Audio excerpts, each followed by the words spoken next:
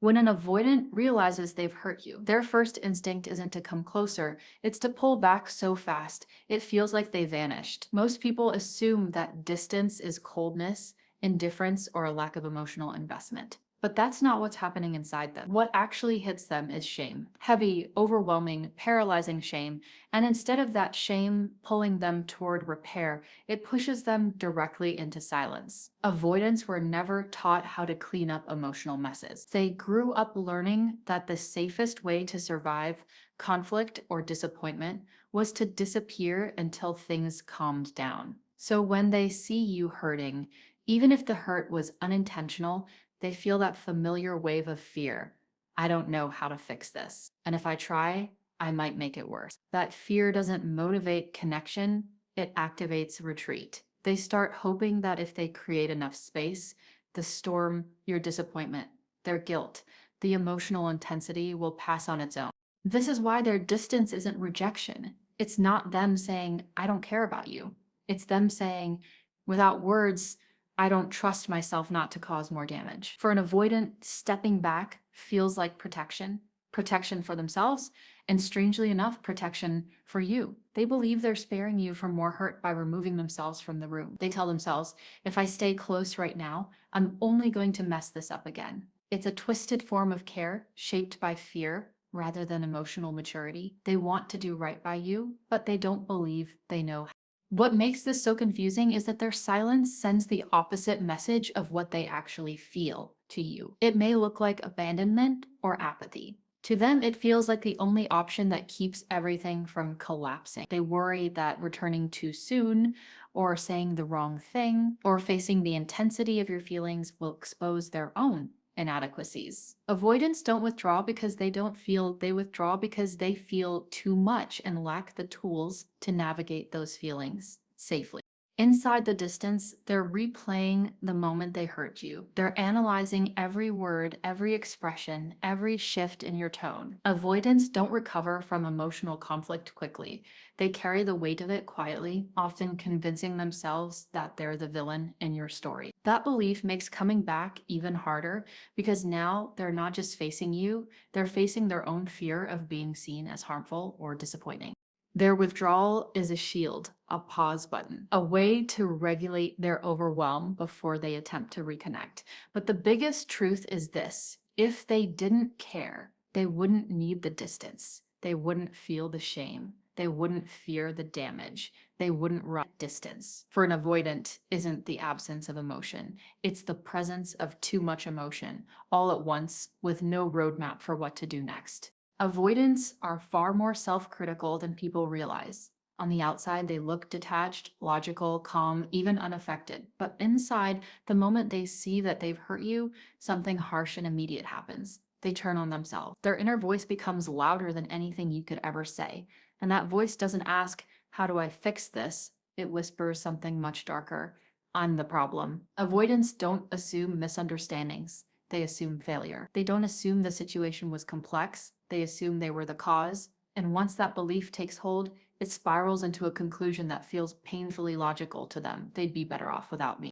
This belief doesn't come out of nowhere. Most avoidants grew up learning that the moments they were emotionally present were the moments everything fell apart. Their needs felt inconvenient. Their vulnerability felt burdensome. Their feelings felt like landmines. So now when they accidentally hurt someone they care about, it activates that old programming. See, this is why you shouldn't get close. People get hurt when you're involved. Your pain becomes proof of their deepest fear, that they're not built for intimacy, that they don't have the emotional skill to maintain closeness, that they're fundamentally unsafe in relationships. So when they pull away, it's not the punishment most people assume. They're not trying to teach you a lesson. They're not trying to flip the power dynamic. They're not trying to make you chase. In their mind, disappearing is the least damaging thing they can offer. It's their version of being responsible. They think, if I stay, I'll only hurt them more. If I leave, at least I won't make it worse. It's self-sacrifice disguised as avoidance.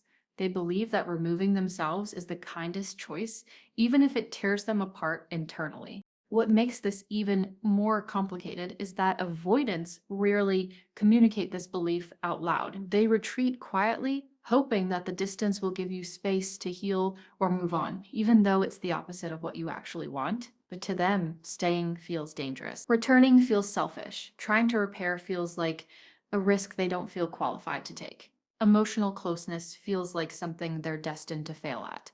So they choose the one thing they believe they can do successfully: disappear. And ironically, the more they care about you, the stronger that instinct becomes. Difference doesn't make them run. Emotional investment does. Caring turns every interaction into a high stakes moment. And when they hurt you, even unintentionally, the shame becomes unbearable. They assume someone more secure, more patient, more emotionally fluent would treat you better, so they distance themselves as a way of saying you deserve more than what I'm capable of.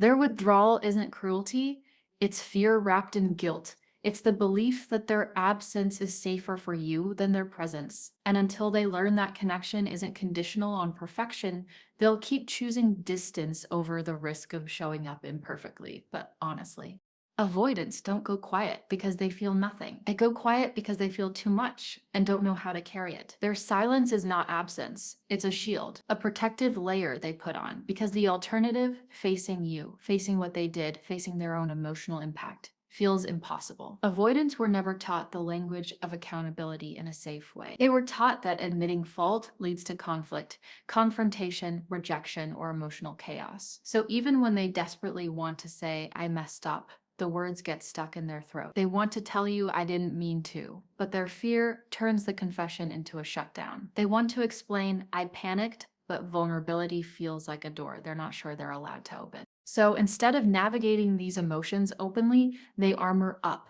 They create distance, act attached, and pretend they're fine. Not because they are, but because the performance feels safer than the truth. To them, admitting emotional fault feels like stepping into a spotlight they've spent their whole life avoiding. So they default to silence, hoping it will protect them from judgment and protect you from more hurt. But beneath that quiet exterior, their mind is far from calm.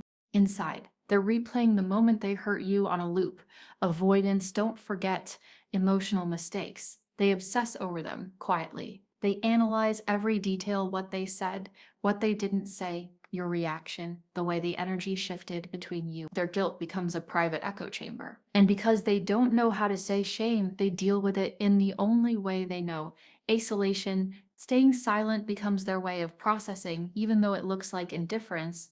What makes this so painful for the person on the receiving end is that their silence feels personal. It feels like they don't care enough to talk, explain, repair, or reconnect. But internally, the opposite is happening. The more they care, the more overwhelming the guilt becomes, and the heavier the armor they put on. They're not ignoring the situation. They're drowning in the weight of what it stirred inside them. They're not pretending the hurt didn't happen. They're terrified of acknowledging it too directly, because acknowledgement means vulnerability, and vulnerability feels like danger. Their silence is also an attempt to get themselves together before coming back. Avoidants want to return composed, regulated, and in control, not emotional, messy, or uncertain. They believe they need emotional perfection before they approach you again, which ironically keeps them stuck even longer. They think, let me just calm down first, let me get stronger, then I'll talk. But that emotional preparation often turns into prolonged withdrawal, leaving you feeling abandoned while they're silently trying to collect themselves. The truth is, an avoidant silence isn't emptiness. It's overflowing emotion with no safe outlet. It's guilt disguised as distance. It's fear disguised as calm. It's care disguised as detachment. Underneath it all, they're not trying to erase the connection. They're trying to survive their own reaction to hurting someone they genuinely didn't want to lose. Avoidants don't just avoid emotions. They avoid anything that makes them feel exposed, unprepared, or incapable. And accountability sits at the very center of that fear. When an avoidant realizes there's a conversation waiting for them, a real one, not surface level, not casual, their entire nervous system goes into shutdown mode. They imagine you wanting explanations, clarity, emotional honesty, ownership, transparency, all the things that make them feel like they're standing in the middle of a spotlight with no script. In their mind, reconnecting isn't just it's let me perfectly articulate everything I felt, everything I meant, and everything I should have done differently. And perfection feels impossible.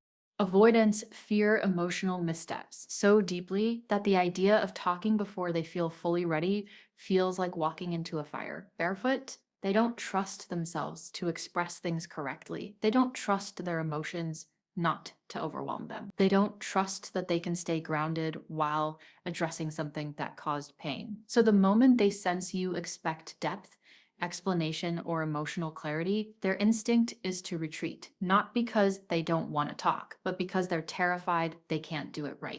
This fear is rooted in their history. Growing up, emotional conversations weren't safe or productive. They may have been met with criticism, judgment, rejection, or emotional chaos. And now, as adults, they associate deep conversations with danger. They think, if I speak too soon, I'll mess it up again. If I say the wrong thing, I'll just cause more hurt. That belief paralyzes them. They're not avoiding you, they're avoiding the moment they believe they'll fail.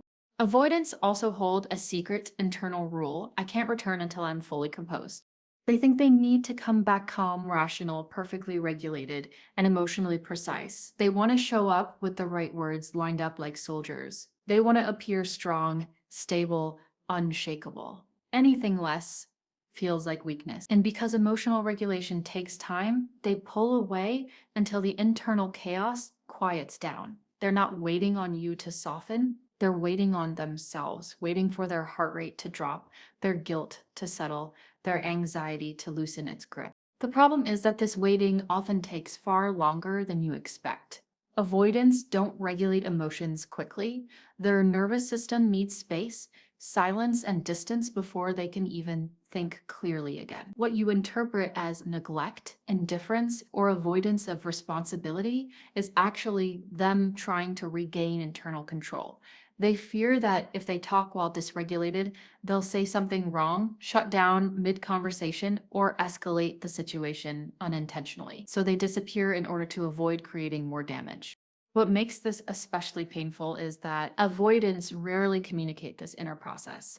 They don't say, I need time, or I'm overwhelmed, or I'll talk when I'm calmer. They just retreat quietly, abruptly, mysterious. And you're left interpreting their silence, unaware that on their side, it's not rejection, it's preparation. They're not trying to avoid the conversation forever. They're trying to become someone who can actually handle it. The truth is, they're not waiting for you to make the first move. They're waiting for their own fear to finally loosen its grip enough for them to speak without trembling inside. One of the biggest misunderstandings about avoidance is the assumption that their silence equals indifference. But for an avoidant, indifference is actually easy. When they don't care, they're casual, calm, unbothered, and even surprisingly communicative. When nothing is at stake, they feel emotionally safe enough to be present. There's no pressure, no fear of hurting someone, no shame waiting to ambush them. But when they do care, when the connection matters, when their actions have emotional impact, when your feelings truly register in their internal world, that's when their system locks up. Not because they want to lose you, but because the fear of hurting you becomes overwhelming. Avoidants experience caring as a kind of emotional spotlight. They become hyper aware of their potential to disappoint, misstep, or trigger conflict. And shame, that deep, suffocating belief that they're somehow not enough or too much, becomes louder the closer they feel to someone. This is why their behavior seems backward. The more emotionally invested they are, the more they withdraw. Their silence isn't an absence of emotion, it's the presence of too much emotion all at once. They think, if I say the wrong thing, they'll see how flawed I am. If I come close, I might hurt them again. And in that moment, distance feels like the safer, more responsible choice. Guilt plays a huge role in this dynamic. Avoidants don't swim through guilt, they drown in it. Their guilt isn't a passing sadness, it's a full body freeze response. It traps them in silence because they feel undeserving of connection when they've caused pain. They believe they should step back, give you space, let you cool down, or let you find someone better. They convince themselves that disappearing is the most respectful thing they can do. But what you see on the outside, the quiet, the withdrawal, the emotional shutdown, is really just them trying to manage the intensity of caring. What hurts them most is the fear of disappointing you again. Love makes everything high stakes. Affection turns every conversation into potential failure. Caring raises the emotional bar, and avoidance fear they can't meet it. That fear doesn't motivate them to try harder. Their wiring pushes them to retreat instead. So they lessen the emotional pressure in the only way they know, by stepping back. Not because they want distance, but because they feel they don't deserve closeness until they're better. This is why avoidants often seem more stable, communicative, or easygoing with people they don't deeply care about. There's no emotional gravity pulling them inward and downward, but with you, with someone who matters, the emotional stakes rise so sharply that they struggle to stay present. The more they care, the heavier the guilt becomes, and the more overwhelming the shame feels. That overwhelm creates the distance. It's a contradiction that confuses everyone around them. The depth of an avoidance care is measured in the magnitude of their retreat. Their silence is not the absence of feeling, it's the overflow of it. If you truly didn't matter, staying close would be effortless. But because you do matter, every step toward you feels risky, exposed, and emotionally loaded. Their quiet isn't rejection, it's proof of how deeply they feel, even if they can't express it in the ways you wish they could. Avoidance don't fear commitment. The way people assume what they actually fear is failing at commitment. They fear being exposed as emotionally inadequate, too reactive, too distant, too inconsistent, too much, or not enough. All at the dead time, and at the root of that fear sits a wound that formed long before you ever entered their life. The belief that closeness ends in failure, not because they want it to, not because they choose it, but because that's what they learned growing up. Vulnerability brought disappointment. Connection brought instability. Love brought confusion or abandonment. So now, as adults, whenever they get close to someone they genuinely care about, an internal alarm goes off. Be careful, this won't end well. You always mess this up. So when they see you hurt, especially if it was caused by them, it doesn't register as a small mistake or a solvable problem. It lands like confirmation of their deepest core fear. I ruin the things I love. Your pain isn't just a moment, it becomes evidence, proof. The thing they've been running from finally catching up to them. And instead of calming down, reflecting, and wanting to repair, their system goes into panic mode. To them, your hurt means the danger has already started. They feel like they've set off a chain reaction they don't know how to stop. And their instinctive response, not to fix it, but to remove themselves from the situation entirely. Avoidants don't run because they want distance. They run because they believe they are the danger. They think staying close will only lead to more hurt, more misunderstandings, more emotional overwhelm, more disappointment for you. So their logic becomes tragically backwards. If I leave now, I'll protect them from me. It's not avoidance you're witnessing, it's a survival strategy kicking in, the same one they've used since childhood. Reduce emotional impact by disappearing before the damage spreads. This is why avoidants often leave people they love the most, not because they don't care, but because caring activates the fear of harm. When someone matters, the stakes skyrocket. The possibility of hurting them feels unbearable. So your emotional reaction, even if calm, even if understandable, becomes a trigger. They don't see it as a moment for connection. They see it as the beginning of the end. And instead of risking more failure, they retreat to reduce the emotional heat they feel incapable of handling. What makes this so heartbreaking is that they don't want to run. They don't want the distance. They don't want to lose the connection. But their body responds faster than their logic. Their nervous system goes into shutdown. Their shame swallows every ounce of courage, and their inner voice repeats the same message they've heard their whole lives. You're not safe for the people you love. They'll be happier without you. Their disappearance is not rejection, it's self-protection dressed as surrender. It's a survival pattern so deeply wired that even they don't fully understand it. But the truth is simple and painful. They're not running from you. They're running from the version of themselves they fear they become when someone gets close.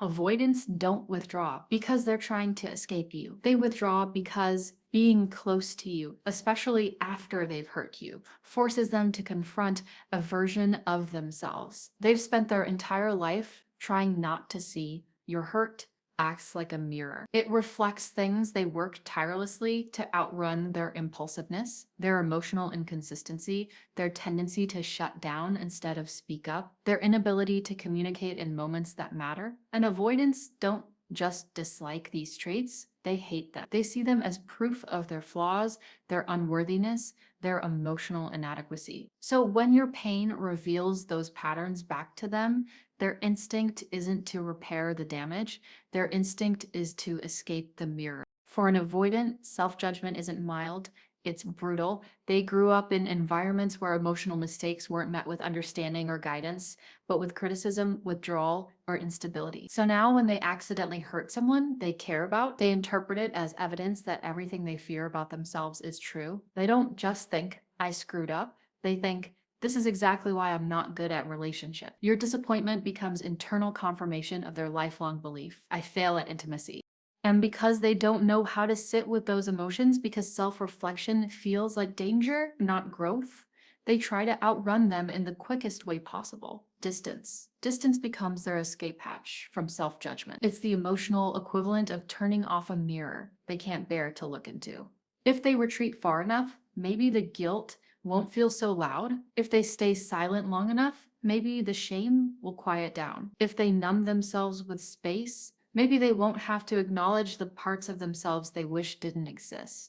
This is why avoidants seem calm on the surface, but are completely overwhelmed inside. They look composed, detached, or done, but internally, their mind is spiraling.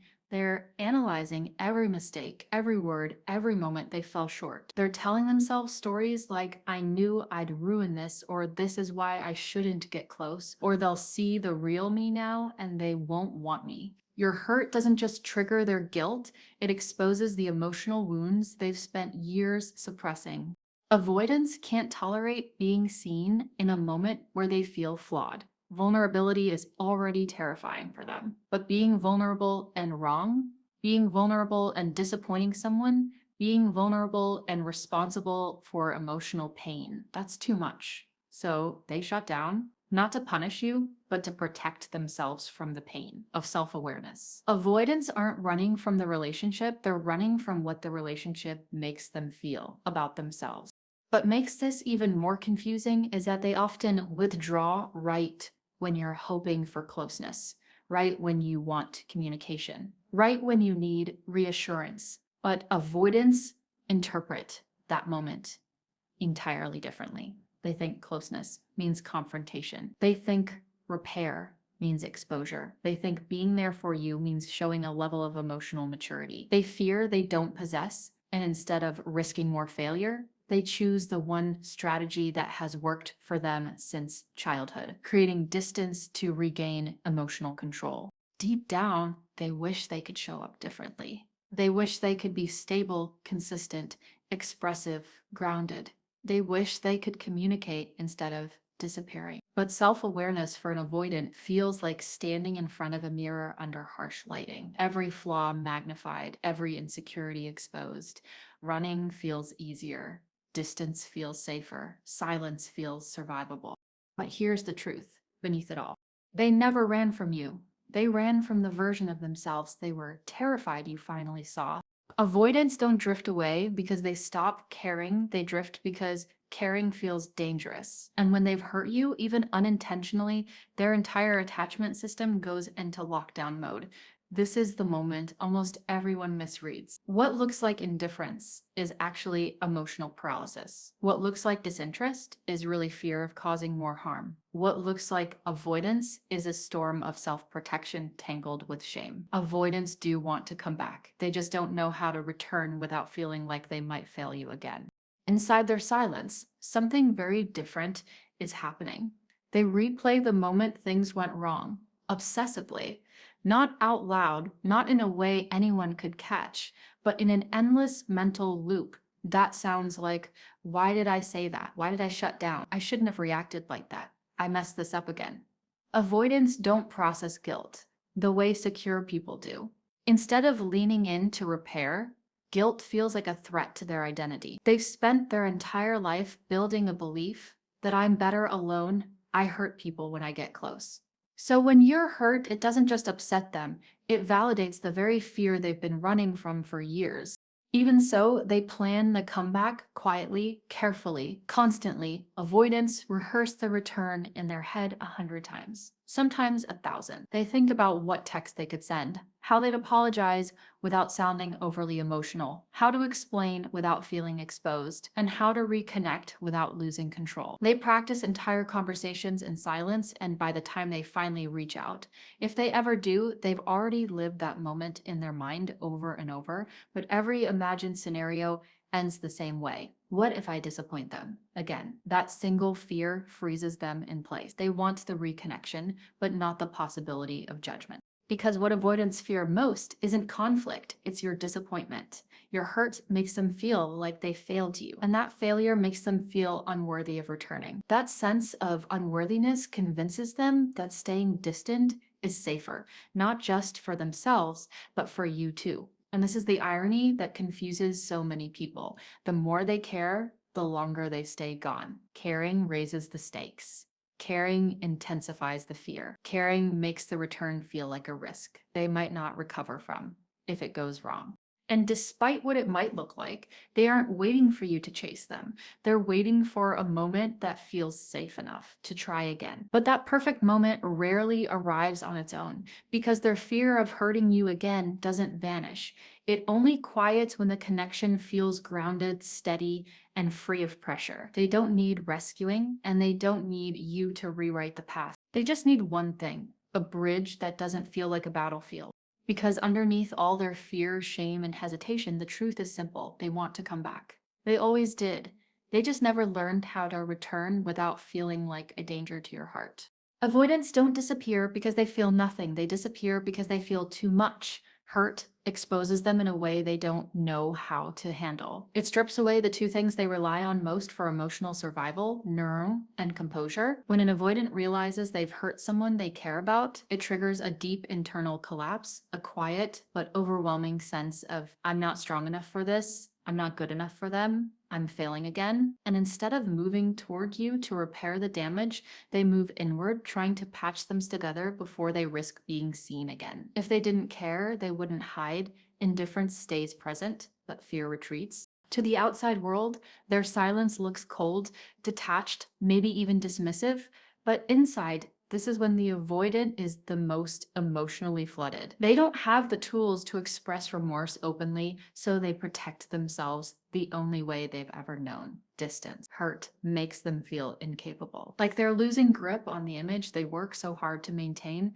the image of being calm, steady, self-contained, unaffected. But your hurt cracks that image. It shows them their impact. It shows them their vulnerability. It shows them how easily they can disappoint someone they never wanted to lose. When an avoidant feels that exposed, they retreat to rebuild their internal structure. They need silence to regain a sense of control, because control is their shield, the thing that keeps their emotional world from becoming chaotic. Without it, they feel scattered, unpredictable, like they're moments away from saying or doing something they'll regret. So instead of risking more emotional damage, they pull back and hide behind distance until they can restore that fragile sense of stability. It's not about punishing you. It's not about avoiding responsibility. It's about calming the emotional storm inside them long enough to feel capable of facing you again. And here's the truth most people never see: the more they hide, the more they care. Avoidants only retreat this deeply when the connection matters enough to shake them. If they didn't care, they wouldn't feel exposed. They wouldn't feel ashamed. They wouldn't feel the instinct to crawl inward and reorganize themselves before coming back. They'd stay present, unaffected, unbothered. Emotional distance is not a sign of indifference. It's a sign that they're overwhelmed by the weight of what they feel and terrified of making things worse. They're not hiding from you. They're hiding from the version of themselves they fear you've now seen.